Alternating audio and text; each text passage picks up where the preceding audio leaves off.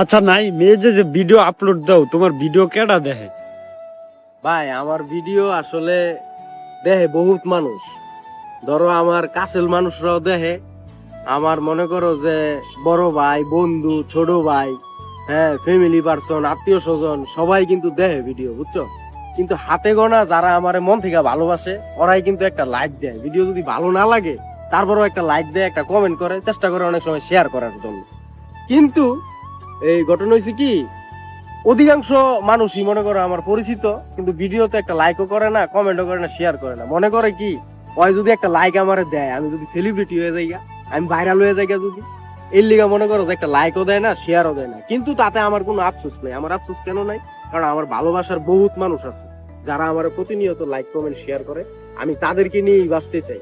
আমার ওই যে কাছের মানুষ লাগবো না লাইক কমেন্ট শেয়ার করার জন্য, ঠিক আছে?